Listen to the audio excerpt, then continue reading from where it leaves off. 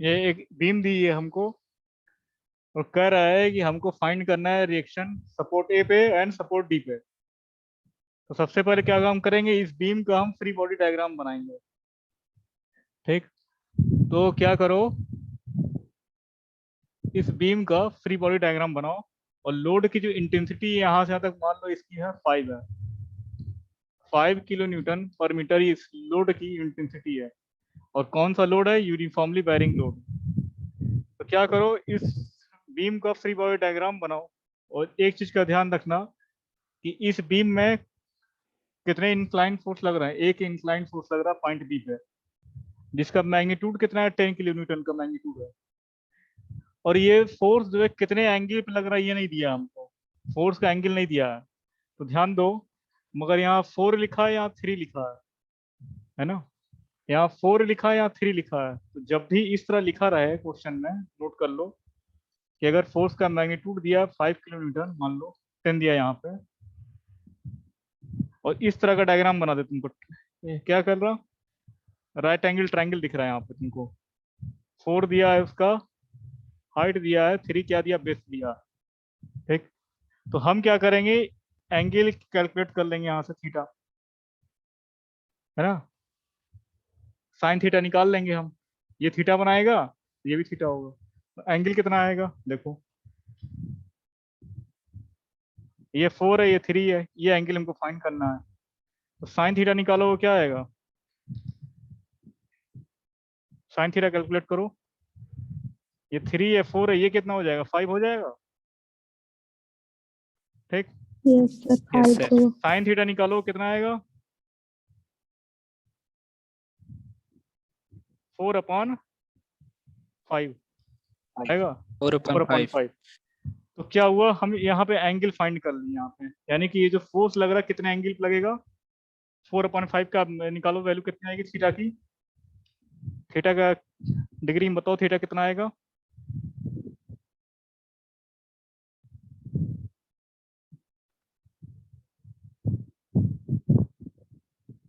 Degree में बताओ कितना आएगा वैल्यू थीटा की, 4/5 की वैल्यू कैलकुलेट करो डिग्री में।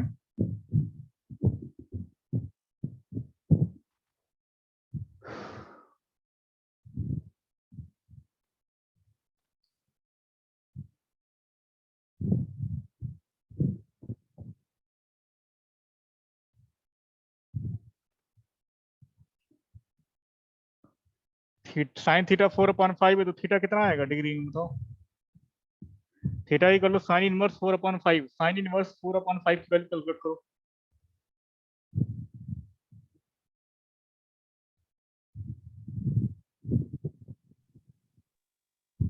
53.1 आ रही है सर, 53.1 डिग्री। तो यानी कि हमको एंगल पता चल गया कि कितने एंगल पे ये फोर्स जो है 10 kN का लग रहा है, तो कितने एंगल पे ये हॉरिजॉन्टल से लगेगा, 53.1 डिग्री का। अब समझ में आया ना कैसे कैलकुलेट करेंगे एंगल। यानी कि कहीं भी अगर इस तरह का फिगर दिया रहा तुमको, राइट एंगल ट्रायंगल बना रहा है, यानी कि फोर्स का हाइट दिया है, बेस कितना दिया, 3 दिया, तो हम क्या करेंगे, यहाँ से कैलकुलेट कर लेंगे हाइपोटेनस वगैरह। ठीक, उसके बाद से क्या करेंगे, एंगल फाइंड कर लेंगे थीटा का यहाँ पे। तो जो एंगल यहाँ बनेगा वही एंगल सेम यहाँ बनेगा। ठीक, ये वाला एंगल कैलकुलेट कर लेंगे तो यहाँ से एंगल बनेगा। तो यानी कि हमको पता चल गया कि 10 kN का फोर्स जो है हॉरिजॉन्टल से कितना एंगल बनाएगा, 53.1 डिग्री का। ठीक है, तो बस इस चीज का ध्यान रखना, इस तरह का फिगर दे सकता है, एंगल नाम दिया रहे, तुमको क्या दिया रहा है, बेस और हाइट दिया रहेगा। तो ये एंगल कितना आया, 53.1 डिग्री। ठीक, अब चाहो तो 4 और 3 को हटा सकते हो तुम, ये 4 3 को हटा सकते हो, यानी कि इस तरह का फिगर बना सकते हो, क्योंकि एंगल हम कैलकुलेट कर लिए अब। ये जो फोर्स है 10 kN का लग रहा है यहाँ पे, और कितने एंगल पे लग रहा, 53.1 डिग्री का, क्योंकि हम कैलकुलेट कर लिए। तो अब उस वो 4 3 को हटा दिए हम। अब क्या करेंगे, इसका हम इस बीम का फ्री बॉडी डायग्राम बनाएंगे। तो फ्री बॉडी डायग्राम जब बनाएंगे तो क्या करेंगे, जहां जहां यूबीएल है उसको पॉइंट लोड में कन्वर्ट करेंगे, अगर यूनिफॉर्मली डिस्ट्रीब्यूटेड लोड होता है तो उसको पॉइंट लोड में कन्वर्ट करते हैं, और जो इंक्लाइंड लोड होता है उसको हॉरिजॉन्टल एंड वर्टिकल कंपोनेंट में रिजॉल्व करते हैं। तो इस लोड का हॉरिजॉन्टल कंपोनेंट लेंगे तो क्या आएगा, इस लोड का 10 किलो न्यूटन का जो लोड लग रहा वो हॉरिजॉन्टल से कितना एंगल बना रहा है, 53.1 का। तो इसका हॉरिजॉन्टल सर कंपोनेंट वो कितना है, 59 होगा, 53 होगा कि 59 होगा, 53 होगा। साइन इनवर्स 4/5 का 59.1 होगा। 59.03।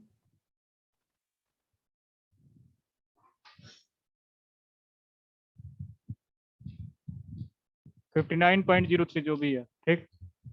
तो अब इसका हॉरिजॉन्टल कंपोनेंट लेंगे तो रिजॉल्व करना सबको आता ही होगा, ऐसे रिजॉल्व करते हैं। तो इसका हॉरिजॉन्टल कंपोनेंट लेंगे तो क्या क्या आएगा, इस 10 किलो न्यूटन का फोर्स का 59.303। ये फोर्स जो है हॉरिजॉन्टल से 53.59.03 का एंगल बना रहा।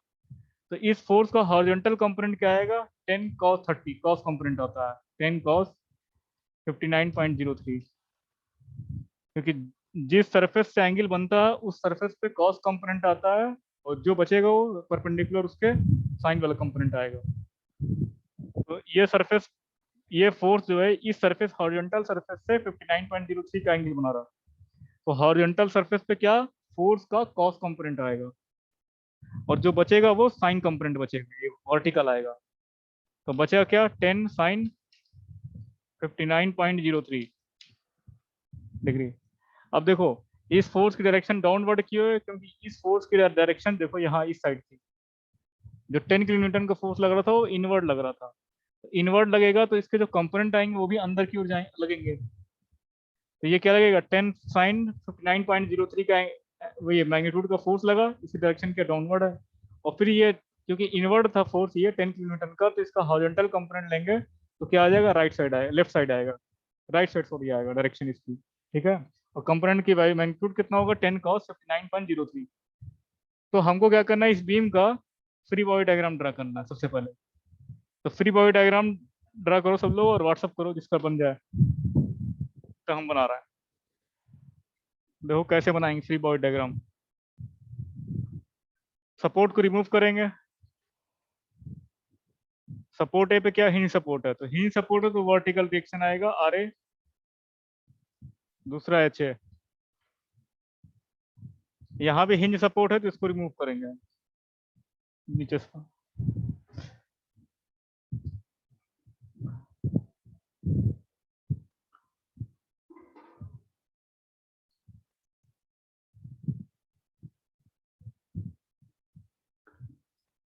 सपोर्ट को रिमूव करेंगे ए सपोर्ट को, तो क्या आएगा, एक वर्टिकल रिएक्शन आर ए आएगा और एक हॉरिजॉन्टल रिएक्शन एच ए आएगा। अब ए और बी के बीच में कोई लोड नहीं लग रहा, अब बी पे हम आएंगे तो दो, एक इंक्लाइन फोर्स लग रहा। तो इंक्लाइन फोर्स का क्या करते हैं हम लोग, कंपोनेंट लेते हैं हॉरिजॉन्टल एंड वर्टिकल कंपोनेंट। तो इस 10 किलो न्यूटन का हॉरिजॉन्टल कंपोनेंट लेंगे तो क्या आएगा, 10 cos 59.03 आएगा, और इसकी डायरेक्शन क्या आएगी, लेफ्ट राइट साइड आएगी। यानी क्या आएगा कंपोनेंट इसका, इस तरह कुछ आएगा, 10 cos 59.03 हॉरिजॉन्टल डायरेक्शन में 10 cos 59.03 आएगा। अब इस सोर्स का वर्टिकल कंपोनेंट लेंगे तो क्या वर्टिकल आएगा, दोनों परपेंडिकुलर होंगे। तो यहाँ से क्या आएगा, 10 साइन 59.03 आएगा डिग्री में। यानी कि इस फोर्स को, इंक्लाइन फोर्स को हम रिजॉल्व कर दिए उसका वर्टिकल एंड हॉरिजॉन्टल कंपोनेंट में। अब बी और सी के बीच में देखो कोई फोर्स नहीं लग रहा, तो छोड़ दो। अब सी और डी के बीच में देख लें कि यूनिफॉर्मली बैरिंग लोड लग रहा है। तो यूनिफॉर्मली बैरिंग लोड में क्या करते हैं हम, यूनिफॉर्मली बैरिंग लोड को कन्वर्ट करेंगे पॉइंट लोड में। तो यूवीएल को पॉइंट लोड में कन्वर्ट करने का तरीका है कि इस वाले यूवीएल को देखो कितने कितने एरिया में लग रहा, कितने पोर्शन में लग रहा। तो सी और डी में लग रहा, तो लेंथ कितनी है, 2 मीटर, और इस लोड की इंटेंसिटी कितनी है, 5 किलो न्यूटन पर मीटर। तो लोड का मैग्नीट्यूड निकालो कितना आएगा, half base into height. UVL को पॉइंट लोड में कन्वर्ट करने का तरीका हाफ बेस इंटू हाइट करते हैं हम, ठीक। तो बेस कितना दिया, 2 मीटर, इंटेंसिटी कितना दिया, यहाँ से तक 5 किलो न्यूटन पर मीटर, 5, 2 से 2 कैंसिल हुआ, बचा क्या 5। यानी कि लोड का मैग्नीट्यूड कितना है, 5।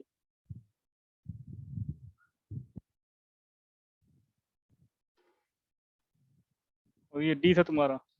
तो सी और डी क्विक का जो पॉइंट लोड में कन्वर्ट किया कितना आया, 5 आया, 5 किलोमीटर।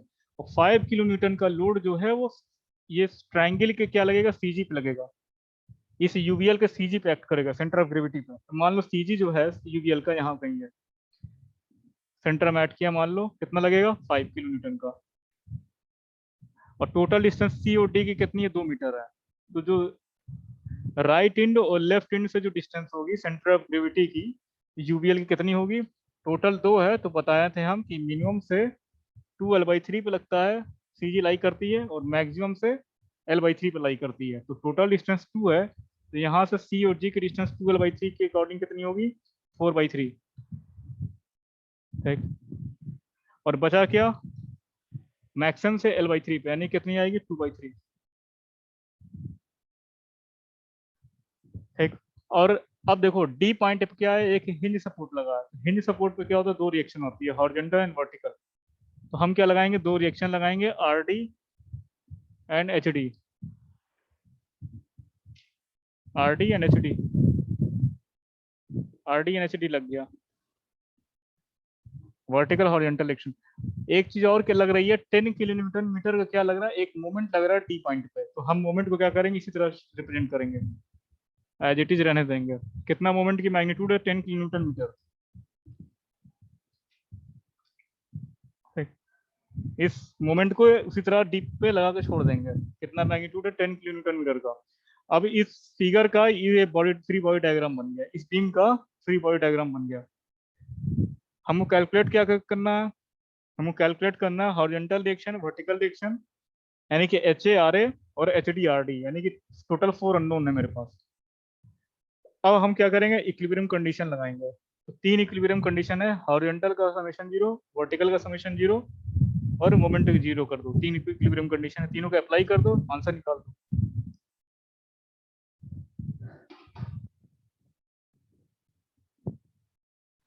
अब देखो, अब हम क्या करेंगे, हॉरिजॉन्टल एंड वर्टिकल डायरेक्शन निकाल, इक्विलिब्रियम कंडीशन लगाएंगे। यानी कि स्टैटिक इक्विलिब्रियम कंडीशन क्या है, फर्स्ट हमारी summation of horizontal force equal to 0, यानी कि राइट साइड जाने वाले फोर्स को पॉजिटिव लेंगे हम, और लेफ्ट साइड वाले फोर्स को क्या लेंगे, निगेटिव लेंगे। तो सबसे पहले क्या हम निकाल रहे हैं, हॉरिजॉन्टल फोर्स का समेशन 0 करना है। इस बीम में देखेंगे हॉरिजॉन्टल रिएक्शन कितने कितने फोर्स हॉरिजॉन्टल है। तो एक एच ए हॉरिजॉन्टल है जिसकी डायरेक्शन क्या है, राइट साइड है। तो राइट साइड जाने वाले फोर्स को हम पॉजिटिव लिए, प्लस एच ए। और उसके बाद से देखो कहीं भी हॉरिजॉन्टल फोर्स लग रहा है, एक यहाँ पे लग रहा है, देखो भूल मत जाना इसको। ये क्या लग रहा है, 10 cos 59.03 का एक हॉरिजॉन्टल फोर्स लग रहा है, जिसकी डायरेक्शन क्या, राइट साइड जा रही है। देखो इस वाली फोर्स की डायरेक्शन राइट साइड है, 10 cos 59.03। तो क्या लेंगे, प्लस 10 cos 59.03। और देखो और कोई हॉरिजॉन्टल फोर्स देखेंगे अभी हम। एक ये लग रहा है हॉरिजॉन्टल फोर्स, जिसकी वैल्यू कितनी है, -hd है, -hd है, देखो, है ना। या ऐसा करो ना, जो हम रोलर सपोर्ट की लगाए थे वहां रोलर सपोर्ट लगा दो, पॉइंट डी पे रोलर सपोर्ट लगा दें, तो फिर क्वेश्चन सॉल्व नहीं हो पाएगी, इंडिटरमिनेट बीम बन जाएगी। हम क्या कर रहे हैं, रोलर सपोर्ट लगा दो, थोड़ा चेंज कर दो, हिंज मत लगाओ। 2/3 पे जो हम लगाए थे ना, यहाँ डी पॉइंट पे रोलर सपोर्ट लगा दो। रोलर सपोर्ट लगाओगे तो केवल एक ही रिएक्शन आएगी, आर डी की। और एक मोमेंट लग रहा था कितने मैग्नीट्यूड का, 10 का, 10 किलोन्यूटन मीटर का, यही था ना, ठीक है। Yes sir. हाँ, देखो पॉइंट डी पे क्या था, 2 हॉरिजॉन्टल डायरेक्शन नहीं लगाए हम, क्योंकि हिंज सपोर्ट लगाने पे बीम स्टैटिकली इंडिटरमिनेट बन जाएगी, क्योंकि 4 इक्वेशन मिलेगी और टोटल 4 अननोन हो रहे थे, तो 3 इक्वेशन थी, सॉल्व नहीं कर पाएंगे हम। इसलिए हम क्या किए, पॉइंट डी पे रोलर सपोर्ट लगा दी। तो रोलर सपोर्ट लगाएंगे तो केवल एक वर्टिकल रिएक्शन आएगी, और मोमेंट ऑलरेडी लग रहा था 10 किलोन्यूटन मीटर का, पॉइंट डी पे तो छोड़ दिए हम। अब देखो इस पे कोई हॉरिजॉन्टल रिएक्शन नहीं है, अब कोई हॉरिजॉन्टल रिएक्शन नहीं है, एक ही ये हॉरिजॉन्टल रिएक्शन थी, ये हॉरिजॉन्टल फोर्स था, और कहीं हॉरिजॉन्टल फोर्स नहीं है। मोमेंट को मत काउंट करना इसमें। अब क्या करेंगे, तो 0 कर देंगे हम। तो हॉरिजॉन्टल फोर्स निकालेंगे हम, रिएक्शन कितनी आएगी, -10 cos 59.03 डिग्री, यानी कि horizontal reaction at point A कितनी आई, -10 cos 59.03 डिग्री। एक चीज हम ये देख रहे हैं कि जो हॉरिजॉन्टल डायरेक्शन है इसकी साइन क्या निगेटिव आ रही है, ठीक, साइन क्या आ रही है निगेटिव आ रही है, और हम इसकी डायरेक्शन क्या माने थे, पॉजिटिव माने थे, यानी कि इस एच ए रिएक्शन को हम राइट साइड लगाए थे, पॉजिटिव माने थे, यानी कि हम जो माने थे वो पॉजिटिव माने थे मगर आ रही निगेटिव, तो यानी कि जो हम डायरेक्शन यहाँ लगाए हैं फोर्स की वो गलत लगाए हैं, हम अपनी डायरेक्शन को क्या करेंगे, सही करेंगे।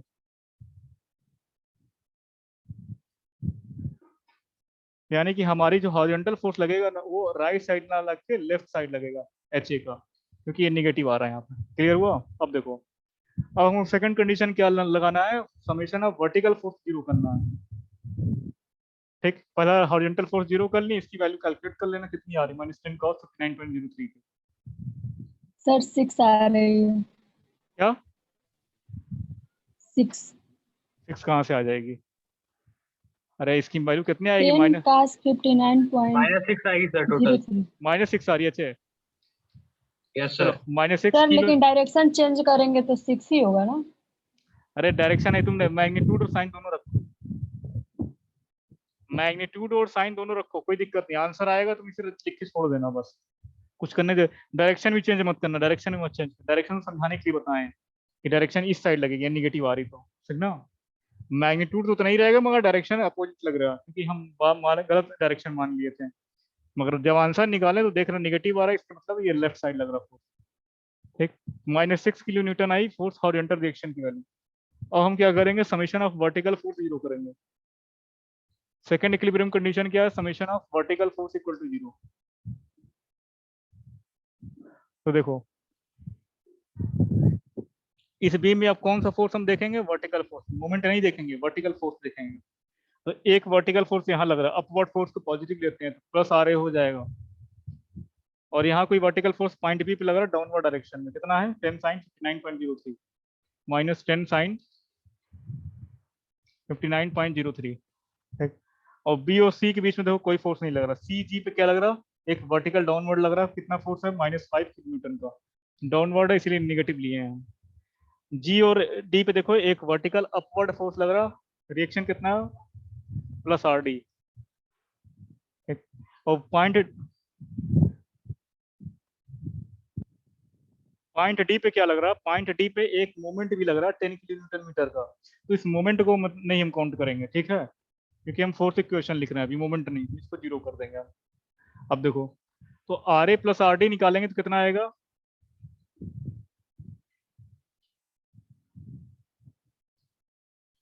Are A plus R D ये -5 हो गया, और ये -10 sin 59.03, तो ऐड करके देखो तो कितना आ रहा, R A plus R D कितना आ रहा बताओ, 13 आ रहा है sir. 13 yes sir. 13 kilo newton, 13.57 13 exact आ रही है सर। कितनी आ रही है, एग्जैक्ट 13 आ रही है। एग्जैक्ट 13 आ रही है, ठीक। Yes sir. तो ये 13 किलो न्यूटन है, ये इस क्वेश्चन नंबर क्या मान लो 1 मान लो, R A plus R D value. अब क्या कंडीशन लगाएंगे, तीसरी इक्विलिब्रियम कंडीशन क्या है, मोमेंट इक्वेशन लगा दें बस। याद रखना कि R A plus R D कितनी आया, 13 आया, 13 आया, 13 किलो न्यूटन।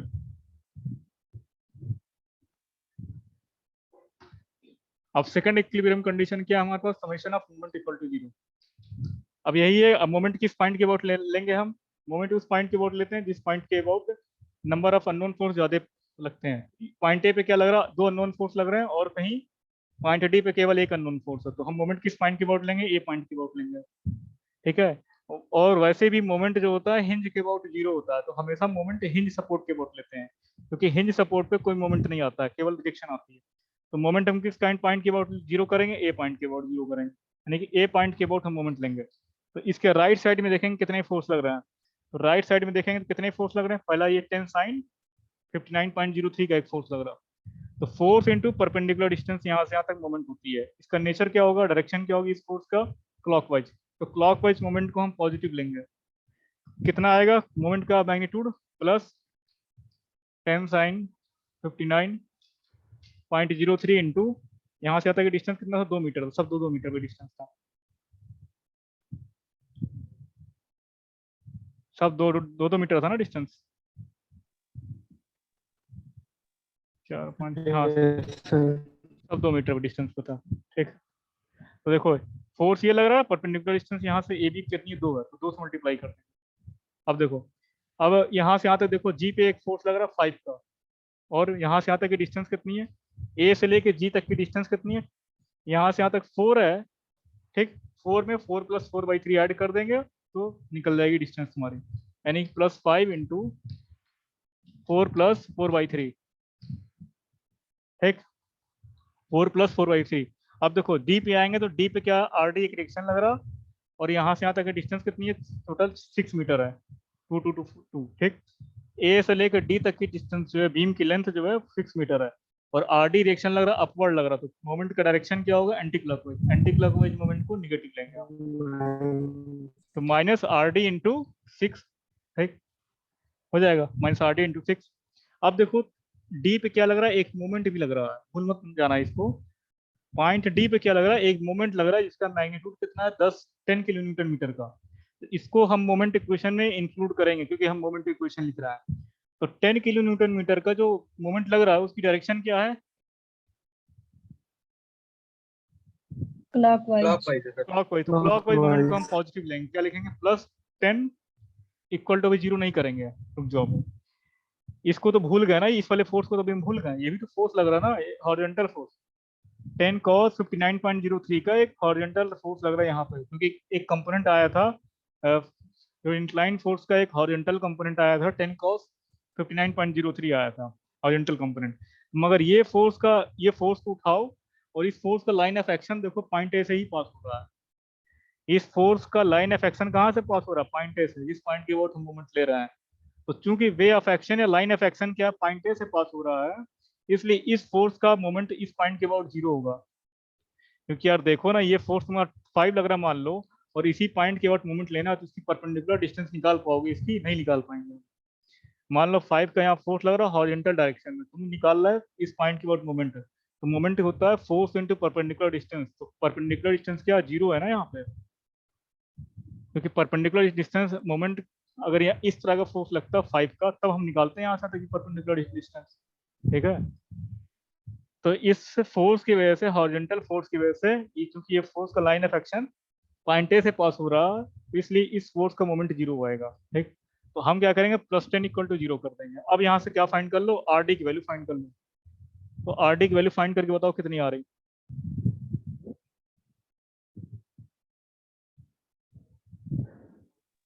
8.77 8.77 किलो न्यूटन आएगी। और R A plus R D कितना आया था, 13 आया था। आर ए निकालोगे कितना आएगा, तो इक्वेशन 1 में पुट कर दो, 4.23 किलो न्यूटन, ठीक, ठीक है। तो हमको आर ए निकल गया, आर डी निकल, और हॉरिजॉन्टल डायरेक्शन एच ए कितनी आई थी, -6 आई थी ना, -6। ठीक। तो 3 रिएक्शन फाइंड हो गए, बस इस तरह क्वेश्चन पूछे।